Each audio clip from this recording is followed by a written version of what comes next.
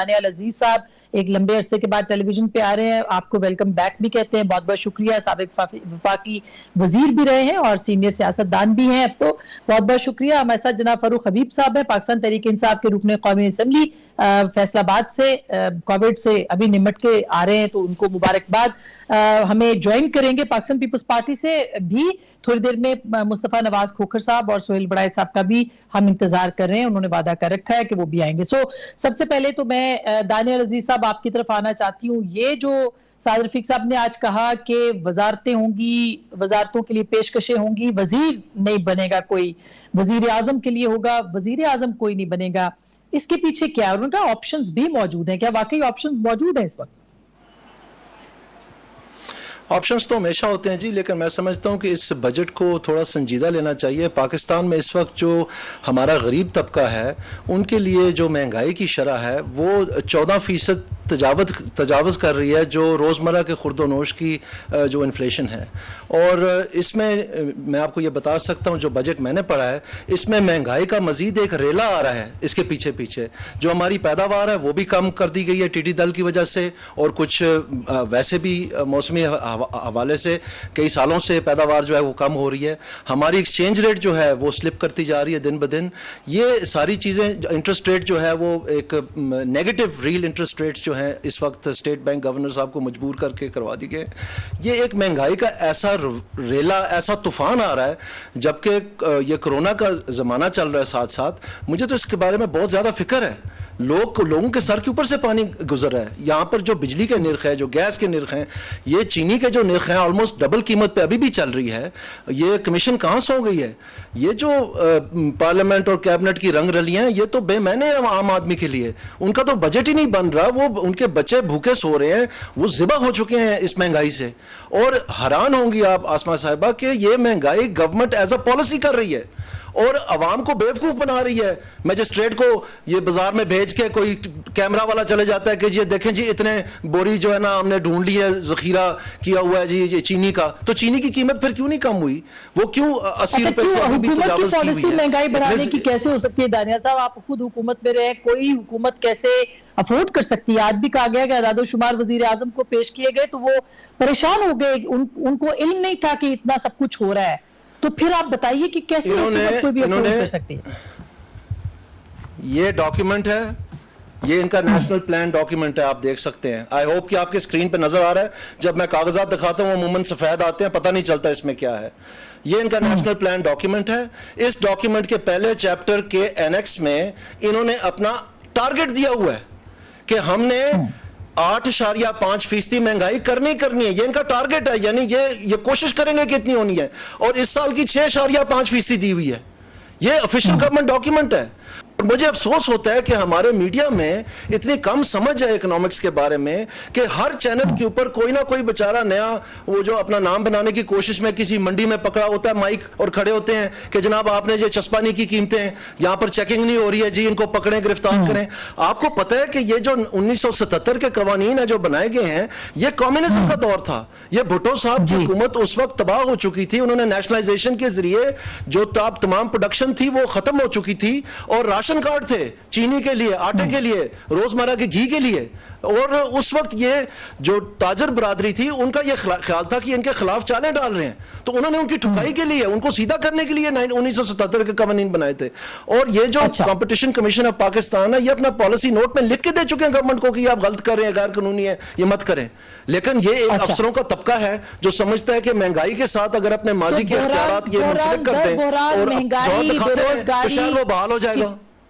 दानियाल साहब, महंगाई, बेरोजगारी, कोरोना की वबा से मरने वाले लोग, और फिर वो सारा, उसके बावजूद अपोजिशन जो है, मैं पूछूंगी आपसे कि अपोजिशन जो है वो एहतजाज करती है, आपको दिखाई नहीं देती, वो मैं क्यों वो पूछूंगी। लेकिन फारूक साहब, एक चार्जशीट है जो कि दानियाल अजीज साहब ने रखी है, और ये दानियाल अजीज साहब की सिर्फ चार्जशीट नहीं है, जो आदादोशुमार है आपकी हुकूमत के लिए वो परेशान कुन है। इसीलिए आपकी जमात के अंदर से लोग इस वक्त बोल रहे हैं कि वो किस तरह से अपनी आवाम को हल्के के अंदर फेस करेंगे।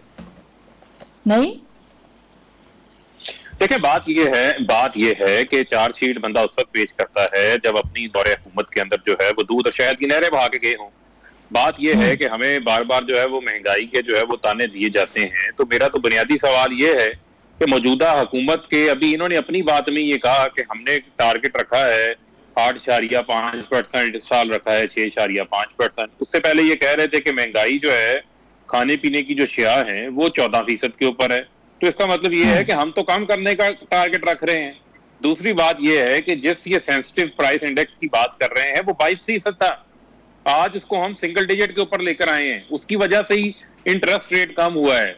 आपका मीडिया कहता था, आपकी जो बिजनेस कम्युनिटी है वो ये कहती थी कि इंटरेस्ट रेट जो है वो कम किया जाए ताकि सरमायाकारी हो, इस मुल्क के अंदर इंडस्ट्री लगे, बेरोजगारी का खात्मा हो। इन लोगों ने कौन सा जो है वो कारनामा अंजाम दिया था? इनकी क्रेडिट कार्ड ग्रोथ थी, कंजम्पशन ग्रोथ थी। बता दें इन्होंने किसी मुल्क की एक्सपोर्ट्स के अंदर इजाफा किया हो, इस मुल्क की एग्रीकल्चर ग्रोथ के अंदर इन लोगों ने कोई इजाफा किया हो? इन्होंने कुछ नहीं किया। इनका सिर्फ एक ही मिशन था कि कर्जे ले लेके, उधार ले लेके प्रोजेक्ट्स लगाते जाओ, उनकी कमीशन से जो है वो लंदन के अंदर जाली अकाउंट्स के अंदर माल बनाते जाओ। ये इनका एजेंडा था, मैं समझता हूँ। अच्छा, लेकिन फारूक साहब इकोनॉमी तो फिर भी 5 या 8 पे छोड़ के गए थे ना, इकोनॉमी फिर भी 5 या 8 पे छोड़ के गए थे फारूक साहब। तो वो हम माजी में ना ही जाए तो बेहतर है। इन 22 महीनों पे बात करते हैं। माजी की बात होगी, आसमा माजी की बात होगी। ये ऐसे ही है कि आपका जो कैमरामैन है ये ऐसे ही है कि वो जो है उधार कार फाइनेंस पे गाड़ी ले ले, वो उधार जो है वो किस्तों पे एसी ले ले, वॉशिंग मशीन ले ले और कहीं मेरी बहुत तरक्की हो रही है, जबकि उसकी तनख्वाह के अंदर इजाफा ही नहीं हो रहा है। कि हमने अवाम को सच बोलना है, अवाम को हकाइक बताने हैं। वो हकाइक इन्होंने बताए। मौजूदा हुकूमत ने 10,000 अरब रुपए के कर्जे वापस किए हैं। 3,000 अरब रुपए का कर्जा अब वापस करना था पिछले साल। सुन ले ना, लिए कितने हैं आपने? जो पिछले हैं उनको वापस करने के लिए कर्जे लेने पड़ रहे हैं। फिर आपका जो है वो बजट के अंदर आपका जो है वो डेफिसिट है, क्योंकि आपने 50% डेट सर्विसिंग के ऊपर चला जाता है। उसके अलावा आपका सूबों को चले जाता है, वो भागने खराजात कहां से पूरे करने। मैं आपको मैं सिंपल फारूक सुने, देखें ये आपके पास भी होगी, मगर ये अवाम को नहीं समझ में आ रहा। अवाम को ये समझ में आ रहा है कि 2 साल पहले जो हालात थे वो आज नहीं। देखें, बात ये है, अवाम को बिल्कुल समझ आ रहा है, लोग समझना भी चाहते हैं। हम लोगों को जो है वो आधी बात ना बताएं। जो है हम हमेशा जो है वो कहते हैं कि जो है वो लोगों को हम आधी बात ना बताएं, लोगों को बैकग्राउंड भी बताएं। ये इनकी 40 साल की लड़ाई हुई आगे जो हमारे सामने है, जिसे हम गुजार फारूक ठीक। अच्छा, ये कोई 2 साल के अंदर जो है वो 2 साल के अंदर आप पूरा इकोनॉमिक टर्न अराउंड नहीं कर सकते थे। ठीक बात है। मुस्तफा नवाज खोखर साहब ने भी ज्वाइन किया है। बहुत बहुत शुक्रिया मुस्तफा। आपसे भी यही सवाल, इस वक्त जो अनरेस्ट है, और आप साद रफीक साहब की आज आपने बात सुनी, इससे पहले भी बहुत सारे लोग आप में भी ये बात करते नजर आ रहे हैं कि ये मामला, ये हुकूमत जो है वो चल नहीं रही। कल आपको मैं सुन रही थी, आपने कहा खुशखबरी आने वाली है। आपके नजदीक कौन सी खुशखबरी है जो आप लोगों को अब देना चाहते हैं? कोई खुशखबरी रह गई है? देखिए, एक आम अवाम के अगर नुक्ता नजर से देखें अस्मा, तो आप जिस तरीके से फिगर्स इस प्रोग्राम के अंदर भी कोट की गई और जो आपने सवालात पूछे मेरे भाई फरूक हबीब से, वो कोई खातिर खा उनका जवाब दे नहीं सके। 2 साल हुकूमत में हो चुके हैं और इन 2 सालों में आप एक कोई ऐसी चीज बता दें कि जिससे अवाम को कोई रिलीफ मिला हो। हुकूमत का इस वक्त जो मुकम्मल मुकदमा है वो इस चीज पर खड़ा है, और जो सौदा ये बेचने की कोशिश कर रहे हैं कि जी कोरोना आ गया और कोरोना से हालात खराब हो गए और हम अब क्या करें हम। लेकिन इंटरेस्टिंगली असद उमर साहब की वजारत ने, असद उमर साहब ने अपने दस्तखतों से एक रिपोर्ट पेश की काबीना को, और अपनी ही हुकूमत की जो माशी पॉलिसीज थी उसके ऊपर उन्होंने सीरियस सवाल उठा दिए। अब ये कोई रिपोर्ट हमने तैयार नहीं की, पीपल्स पार्टी ने नहीं की, मुस्लिम लीग नून ने नहीं की, ये रिपोर्ट खुद असद उमर साहब ने तैयार की। और उसमें वो कहते क्या है? उसमें वो कहते हैं कि prospects for economic growth even before emergence of COVID-19 were eclipsed by higher inflation, interest rates, negative large-scale manufacturing growth, weaker exports, sluggish resource mobilization, uncertainty surrounding hot money inflows. यानी कि जो अपनी हुकूमत की माशी कारकर्दगी के ऊपर असद उमर साहब ने जो सवालात उठाए वो तो उठाए, लेकिन साथ वो स्कैंडल जिसके ऊपर मीडिया भी कहता रहा कि पाकिस्तान के अंदर ये जो हॉट मनी आ रहा है, ये हॉट मनी कहां से आ रहा है, किस इंटरेस्ट रेट्स पे आ रहा है, कौन लोग हैं इसके पीछे जो पाकिस्तान से मिलियन ऑफ डॉलर्स बना के निकल रहे हैं और कौन उन्हें फैसिलिटेट कर रहा है। असद उमर साहब कहते हैं कि इस चीज की तहकीक होनी चाहिए, इसने हमारी मईशत को नुकसान पहुंचाया। ये उनकी अपनी हुकूमत के फिगर्स हैं। और फिर आम आदमी के पास आपको सिर्फ जाकर उससे पूछना है कि पिछले 2 सालों में उसकी जिंदगी में बेहतरी आई या नहीं आई, उसका जवाब आपको मिल जाएगा। बिल्कुल। अच्छा दानियल साहब आप जवाब दे दें, क्योंकि फारूक साहब के पास मैं भी जाती हूँ, उनसे भी जवाब लेती हूँ, लेकिन आपने उन्होंने ये कहा कि ये सब कुछ पहले होता रहा है जिसकी वजह से हम कर्जों में आए और खसारे में बजट जाता रहा, इसका सारा क्रेडिट पाकिस्तान मुस्लिम लीग नवाज को जाता है, तो कुछ ना कुछ हिस्सेदार तो आप हैं। मैंने सुन ली उनकी बात और मैं ये कहना चाहता हूँ आसमा कि मैं इनको अपने भाई को नाराज नहीं करना चाहता, मैं इनको कायल करना चाहता हूँ। मेरी इनके साथ मुखालफत बराए मुखालफत नहीं है। मैं इनको बताना चाहता हूँ, जैसे आपने कहा कि आप हैरान हो गई हैं कि हुकूमत क्यों महंगाई करेगी, जब मैंने आपको डॉक्यूमेंट उठा के दिखाया और ये सफ़ा नंबर 9 है इसका, यकीनन फारूक साहब ने भी ये शायद नहीं देखा होगा। अब सवाल ये पैदा होता है कि इस जगह पर जहाँ पर इन्होंने 6.5% लिखी हुई है, जब हमारी हुकूमत थी, और मैं इसमें सियासी मतलब नहीं गिनवा रहा ये बात, लेकिन वहाँ पर 2.5% लिखा हुआ था। अब सवाल ये पैदा जो टारगेट था इन्फ्लेशन का, जो कि दुनिया में एक मामूल का टारगेट होता है और मुल्कों में भी ऐसा ही है, लेकिन ये जो डबल डिजिट है या ये हायर सिंगल डिजिट है, ये नागुज़ीर होता है आवाम के लिए और डेवलपमेंट के लिए ये नुकसानदेह होता है।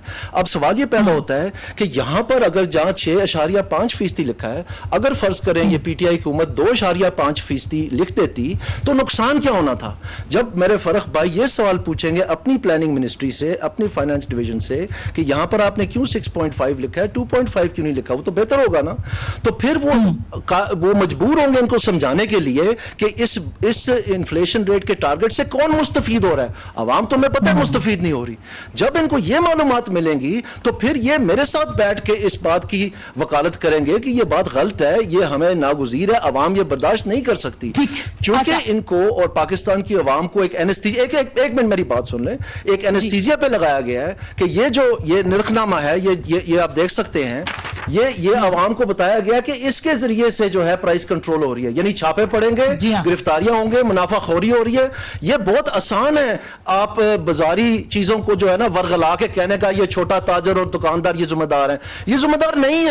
जब IMF के साथ आप एग्रीमेंट करते हैं या स्टेट बैंक अपनी मॉनेटरी पॉलिसी स्टेटमेंट देती है, वहां तो महंगाई को वो इंटरेस्ट रेट से, मनी सप्लाई से और फॉरेन एक्सचेंज रेट से मुंसलिक करती है। वहां ये कभी नहीं कहते कि हम मैजिस्ट्रेट बढ़ा देंगे या हम छापे बढ़ा देंगे।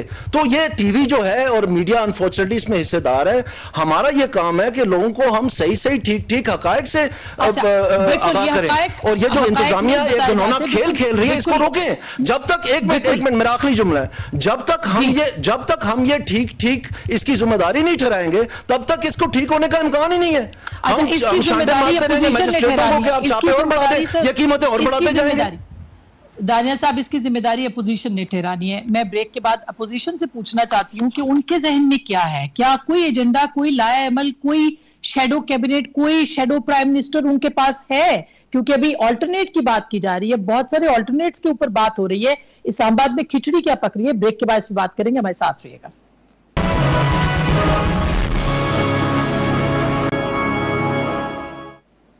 Welcome back. एक दफा फिर आपको खुशामदीद कहते हैं। और पिछले पोर्शन के करे थे कि क्या होगा अगले 6 महीने। खुद फवाद चौधरी साहब ने फरमाया अपने इंटरव्यू में कि वजीर आजम ने कहा कि 6 महीने हैं हमारे पास। तो फारूक साहब, 6 महीने हैं क्या उसके बाद, या इस वक्त हम समझे कि पार्टी इज ओवर?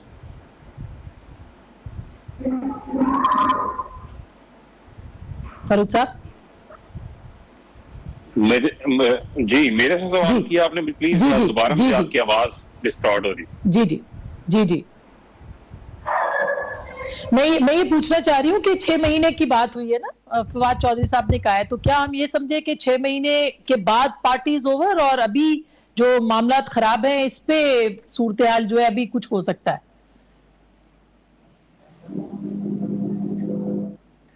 देखिए, बात यह है कि आज ख्वाजा साहब मैं सुन रहा था एक बेबसी के आलम के अंदर और एक जिस तरह शिकस्त खुर्दा बॉडी लैंग्वेज के अंदर जो है वो बात कर रहे थे, उनसे मैं बड़ी अच्छे की जो है मुझे तवक्को होती है कि हम कोई अदम एतमाद नहीं ला सकते, हम ये नहीं कर सकते। तो यकीनन जो है वो बहुत सारी कोशिशें उन्होंने की, उसके अंदर नाकाम हुए। अब मामला ये है कि आपको आवाम ने हमें 5 साल के लिए मुंतखब किया है। को बहुत सारे आते थे, पहले भी हमें 6 महीने के अल्टीमेटम दिए जाते थे, हमें तो 3-3 महीने के अल्टीमेटम आते रहे हैं। हमें तो ये भी कहा जाता रहा कि जब हम 5 ये बजट पिछला पास नहीं होने देंगे। बिलावल और मरियम साहबा की मीटिंग्स भी आपके सामने है। उसके अलावा फिर जो है वो मौलाना साहब का धरना भी आपके सामने है, किस तरीके से जो है वो रेंट धरना करवाया गया पीएमएल पीपल्स पार्टी की तरफ से, उनको फाइनेंस करके उनको यहाँ भेजा गया कि वो उनकी लड़ाई वो लड़े आके। तो बात ये तो थक चुके हैं ना, अब ये बैठे हुए हैं किसी ख्वाहिश के ऊपर कि जनाब हुकूमत जो है वो खुद ब खुद गिर जाएगी। तो मैं समझता हूँ कि ये इनका ख्वाब ही रह जाएगा, इसके अंदर जो है वो कोई हकीकत नहीं है।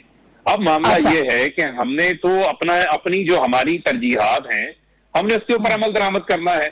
मुझे आप ये बताएं कि जहां पर जिस मुल्क के अंदर जो इदारे हमें मिले हैं, आज आपके सामने है कि पीआईए एयर क्रैश की रिपोर्ट आपके सामने आती है। वो जब रिपोर्ट हो रही होती है तो उसके अंदर इंकशाफात क्या सामने आते हैं कि इस मुल्क के अंदर 262 पायलट्स ऐसे हैं 860 में से जिनके पास लाइसेंस ही नहीं है।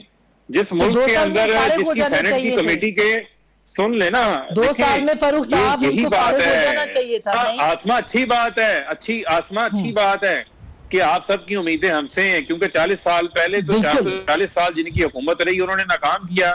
हम ये चीजें सामने भी लेकर आ रहे हैं, जो अब ये वो चीजें हैं जो सामने आ रही हैं आहिस्ता आहिस्ता, जो दबी हुई थी। मुझे आप बताएं कि मुशाहिदुल्लाह खान साहब, सुन लें जरा, सुन लें, मुशाहिदुल्लाह खान साहब सेनेट की एविएशन कमेटी के चेयरमैन है, सुन लें जरा, उनके अब पूरा खानदान पीआईए के अंदर है, ठीक है। वो कार्रवाई करने लगते हैं, वो चेयरमैन पीआईए को कहते हैं रहने इनको, इतनी देर से ये लगे हुए हैं, इनको इसी तरह काम करने दें। वो ये इसी तरह मुल्क को चलाते रहे हैं, सियासी भर्तियां करते रहे हैं, नाअहल लोगों को पब्लिक कॉर्पोरेशंस के अंदर डालते रहे हैं। एक लंबा डेट जो है वो छोड़ के गए हैं, लेकिन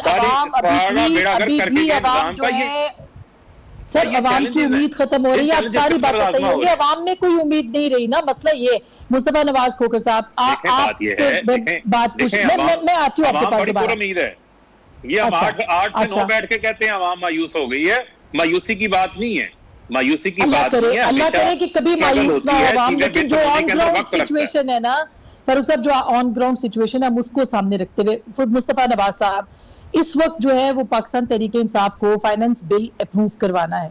मेंगल साहब साथ छोड़ गए, जमहूरी वतन पार्टी ने अल्टीमेटम दिया हुआ है, 7-8 वोट वजीर आजम को ज्यादा मिले थे। इस वक्त जो है वो आपको लगता है कि फाइनेंस बिल जो कि मंजूर हो जाएगा, उसमें मुझे नहीं लगता कोई दिक्कत है, उसके लिए तहरीके इंसाफ को कठिन मराहिल से गुजारा जा सकता है, गुजर सकते हैं। और फिर जब अपोजिशन से हम कहते हैं कि आप ऑल्टरनेट कोई नहीं है, अपोजिशन कहती है हम तैयार नहीं है, तो आपको नहीं लगता कि निजाम के ऊपर भी खतरा आ सकता है? देखिए, मैं नहीं समझता जाती तौर पर कि इन हालात में जहां पर हम बहुत ही मैशत हमारी गैर मामूली क्राइसिस का शिकार हो, कोरोना की वबा हमारे मुल्क में फैल चुकी हो, हमारी जो ज़राअत है, जो एग्रीकल्चरल सेक्टर है, वो एक बहुत बड़ी टिड्डी दिल की आफत का शिकार होने जा रहा हो, ऐसी और जियो पोलिटिकल जो हमारी सिचुएशन है, उसमें मैं नहीं समझता कि किसी भी तरीके से ये निजाम को कोई खतरा है और कोई इतने बड़े चैलेंजेस को अपने सर डालना चाहेगा। और ये सारे चैलेंजेस ऐसे हैं कि जो शायद किसी फर्द वाहिद के लिए उनसे निपटना भी बहुत मुश्किल है। इस वक्त हमें चाहिए तो कंसेंसस था इन तमाम चैलेंजेस से निपटने के लिए, लेकिन कंसेंसस तो दूर की बात, यहाँ पर जो वजीर आजम की इमरान खान साहब की जो पिछले 2 साल में रविश रही है वो आपके सामने है। मेरे भाई फरूक हबीब साहब अभी कह रहे थे कि ये इनकी खामख्याली है, हालात ठीक है और इनकी वजह से खराब हुए। ठीक है, आपका ये बयानिया था और इस बयानिया की बुनियाद पे शायद इस मुल्क की हमें तो इतराजात हैं आपके तरीका इंतखाब पर, लेकिन शायद आप उससे उसी तरह मुंतखब हुए हो। लेकिन अगर आज आपके अपने एमएलए टीवी के ऊपर बैठकर अगर ये कहते हैं कि हम जलील हो गए, हम अवाम में नहीं जा सकते, तो ये हम नहीं कह रहे, ये आपके अपने एमएलए कह रहे हैं, आपकी पार्टी के लोग कह रहे हैं। और खुसूसन एक साहब तो वो है फरूक हबीब भाई, जो आपके अपने नेबरिंग हल्के से ताल्लुक रखते हैं, आपके शहर फैसलाबाद से ताल्लुक रखते हैं, राजा रियाज साहब। गुजारिश ये है कि इस वक्त वाकई अवाम देखिए आपकी पार्टी से उनका ताल्लुक है, मेरे लिए वो काबिल एहतराम है, आप भी काबिल एहतराम है, और मैंने तो सिर्फ ये रेफरेंस दिया कि वो उनका ताल्लुक भी आपके शहर से है, तो जरूर आप उन्हें जानते होंगे और उनकी गुफ्तगू से भी वाकिफ होंगे जो उन्होंने कल टीवी के ऊपर बैठकर उन्होंने की है। तो इस सारे माहौल में आज भी अस्मा हमारी मेंगल साहब के एक डेलीगेशन से मुलाकात हुई है पार्टी के, मैं उस मीटिंग में शरीक था, उन्होंने हमारे सामने हमारे साथ शेयर किया वो मुआहदा जो हुकूमत ने उसके साथ किया था। 6 नुकात थे उसके, हमने देखा वो, और वो ये समझते हैं कि पिछले 2 सालों में उनके साथ बहुत ज्यादा वादे वाइद किए गए, उनको उम्मीदें दिलाई गई, लेकिन उन नुकात पर अमल नहीं हुआ। इसी तरह जनूबी पंजाब महाज, आपको याद होगा, उनसे भी एक मुआहदा किया गया, वो भी पूरा नहीं हुआ। जी, वो भी पूरा नहीं हुआ। कल तकरीर सुनी आपने वो मजारी साहब की भी, और बिल्कुल है, सही बात है। तो इसका मैं वापस आऊंगी, लेकिन दानियाल अजीज साहब से भी इस पोर्शन में बात करूं। दानियाल साहब, अब मैं सबसे ये सवाल, जितने भी प्रोग्राम में आ रहे हैं पिछले कुछ दिनों से मैं ये सवाल पूछ रही हूँ, मुझे जवाब नहीं मिल रहा कि अगले 6 महीने में पेश मंजर क्या है। क्या पाकिस्तान की सियासी जमातें भी किसी किस्म का, जो कि उनका काम होता है, असेस करने में सिचुएशन को नाकाम हो रही है? नहीं, ये 6 महीने तो मुझे नहीं पता इमरान खान ने क्यों कहा है, या इन्होंने सही भी कोट किया, इनको नहीं किया फवाद साहब ने। ये तो जहांगीर तरीन की आफ्टर मैथ है। आपको याद होगा कि ये फवाद साहब खुद जहांगीर तरीन के प्यादे की शक्ल में पीटीआई में आए थे, और उनके निकलने से करप्शन के ऊपर अब ये एक तरीका बनाया जा रहा है कि जी वो कोई सियासी चपकलिश के नज़र हो गए। वो सियासी चपकलिश के नज़र नहीं हुए हैं, वो चीनी की करप्शन पे उनको फारग किया गया है, उसकी कमीशन की रिपोर्ट मौजूद है। तो ये कवर अप नहीं हो सकना, चाहे आप जितने मर्जी घुंघरू पहन के नाचते रहें। ये हम इंतज़ार कर रहे हैं कि उसके ऊपर क्या अमल दरामद होता है।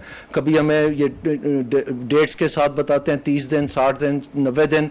पहले इनके 100 दिन थे शुरू में हुकूमत में, ये भी 30 दिन गुजर जाएंगे, 60 दिन गुजर जाएंगे, पता चल जाएगा। लेकिन मैं इनकी बात को कोई अहमियत नहीं देता। ये तो बिल्कुल मतलब एक उसके साथ इनका जुड़वा ताल्लुक है जो इन्होंने बयान दिया है। लेकिन जो मैं बात कर रहा हूँ वो मैं अपने भाई फरख हबीब को कायल करना चाहता हूँ इस बात पे कि आप काइंडली, अभी भी बजट में टाइम है, ये महंगाई जो है ये रोकी जा सकती है बशर्ते कि आप ठीक ठीक जिम्मेदारी इसकी उनको एहसास दिलवाएं कि ये नाकाबिले बर्दाश्त है।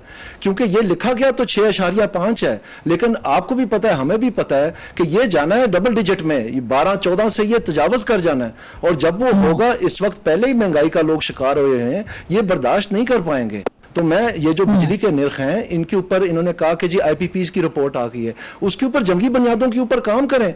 जो जो जिम्मेदार है, जहां जहां उन्होंने किया वो चोरी बंद करवाए ना जी। अभी तो माशाल्लाह इंसाफ की हुकूमत है, करप्शन तो है नहीं, तो फिर बिजली की चोरी क्यों हो रही है? टांग दें इनको, क्या हिकमत अमली है? क्यों लोगों को ये बर्दाश्त करने पड़ रहे हैं जो तोसी बिजली के बिल है, और ये जो सारी हमें बताई जा रही है उस रिपोर्ट में कि ये सारी चोरी करते हैं, ये फ्यूल ऑयल वाले जो हैं और ये माफियाज जो है एक्टिव है। तो उसके ऊपर क्या फिर होगा? वो करें ना जी, हमें अपना जो ये सामने आनी चाहिए बात। जो गैस के, जो एक मिनट जी, जो गैस के निर्ख हैं ये बढ़ाते चले जा रहे हैं। एक टाइम ऐसा आया कि इन्होंने अपना वजीर फारग कर दिया, जो इनके इन्वेस्टमेंट के एडवाइजर थे वो उनको इन्होंने फारग कर दिया, जो इनके फाइनेंस मिनिस्टर उनको इन्होंने फारग कर दिया, जो इनके इंफॉर्मेशन मिनिस्टर थे उनको इन्होंने फारग कर दिया।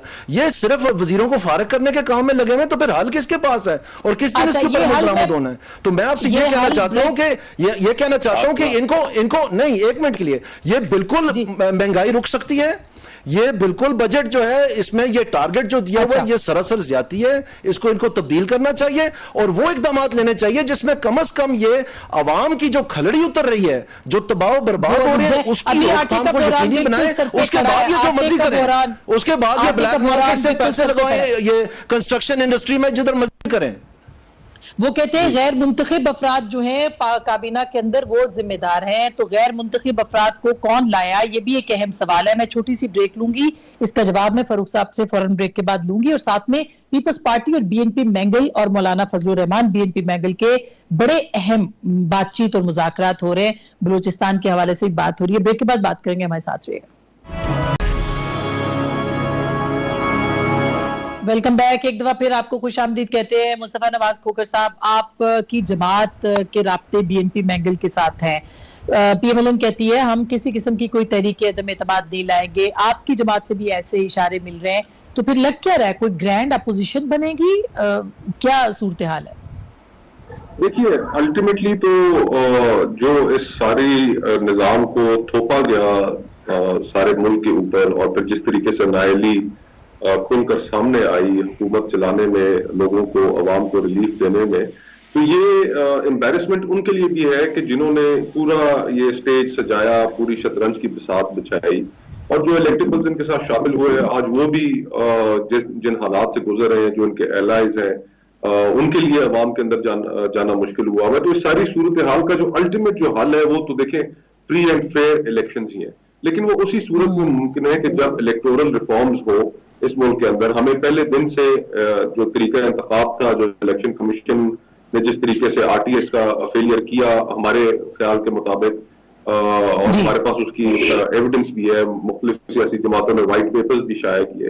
तो इन सारे हालात में जब तक हम तरीका इंतखाब को बेहतर नहीं करते और बेहतर करने के साथ उसको फ्री एंड फेयर नहीं बनाते, तो पाकिस्तान में जितने भी आने वाली हुकूमतें वो लेजिटिमेसी का शिकार रहेंगे, जिस तरह ये हुकूमत है। इनके पास कोई लेजिटिमेसी नहीं, और लेजिटिमेसी एक तरफ अवाम को रिलीफ देने में भी नाकाम हो गए। तो ये बहुत मुश्किल सूरत हाल है और चैलेंजेस बहुत बड़े हैं। तो इसके लिए तमाम पॉलिटिकल पार्टीज को आपस में बैठना पड़ेगा, सारों के आपस में राब्ते भी है, राब्ते मज़ीद होंगे आने वाले दिनों में, और फिर कोई ना कोई हल की जानिब बढ़ेंगे। अच्छा, मैं दानियल साहब कुछ मिनट रह गए, मैंने फारूक साहब से पूछना है, लेकिन क्या आपको कौमी हुकूमत का कोई इम्कान नजर आ रहा है? नहीं, मेरा नहीं ख्याल है कि कौमी हुकूमत की कोई शक्ल बनती है। असल बात यह है कि पाकिस्तान में जो मसाइल हैं इनके हल की तरफ हमने जाना है। और अनफॉर्चुनेटली मैं ये कह सकता हूँ इंतहाई अदब से कि ये जो पीटीआई ने मसलन ये कह दिया कि जी हम पाकिस्तान इन्वेस्टमेंट बॉन्ड बना रहे हैं, ये जो गैर मुल्की पाकिस्तानी है वो पैसे भेजेंगे, वो मुकम्मल तौर पर फेल हुआ। फिर इन्होंने कहा कि जी हम ये सरमाया पाकिस्तान बनाएंगे।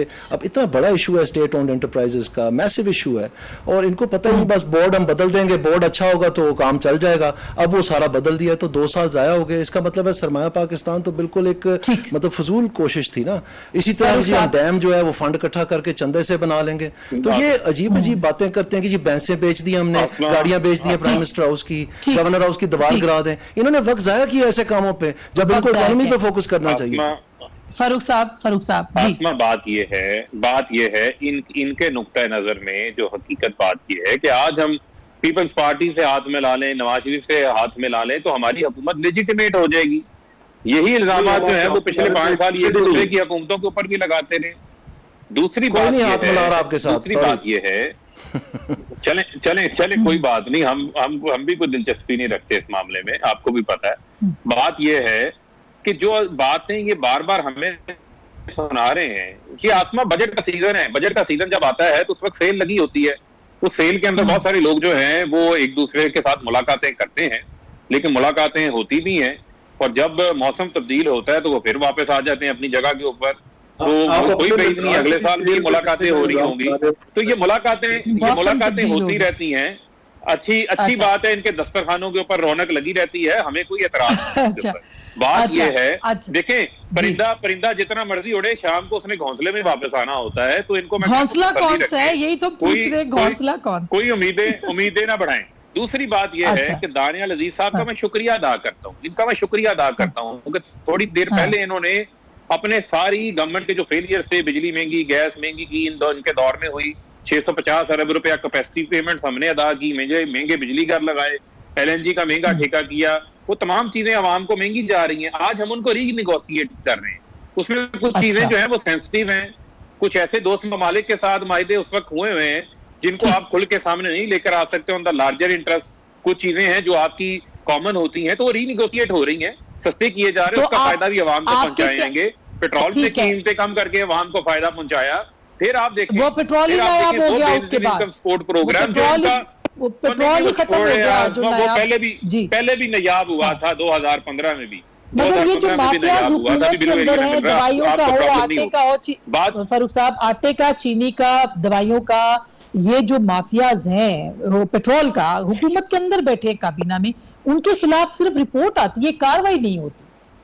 बिजली का बहुत ये भी आप देखें, आपने, मैं कहता हूँ आपने ये भी आपने 100 आने बात की, ठीक है ना, ये हमारी 100 आने का वर्ड इस वजह से कह रहा हूँ, हमारी आवाम को समझ आती है।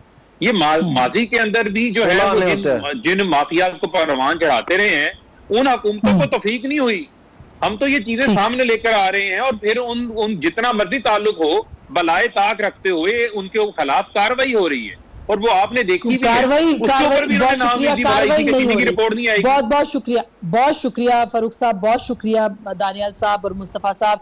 कार्रवाई नहीं हो रही, कार्रवाई होनी चाहिए। रिपोर्टें आ जाती हैं, रिपोर्टें आई हैं, अच्छी बात है, लेकिन इससे आगे बढ़ना है ताकि अवाम मुतमईन हो। और तहरीक इंसाफ की हुकूमत से लोगों को उम्मीदें वाबस्ता थी, अभी भी हो सकती हैं अगर कारकर्दगी मजीद बेहतर की जाए। गुफ्तगू आपने सुनी, फैसला आपका।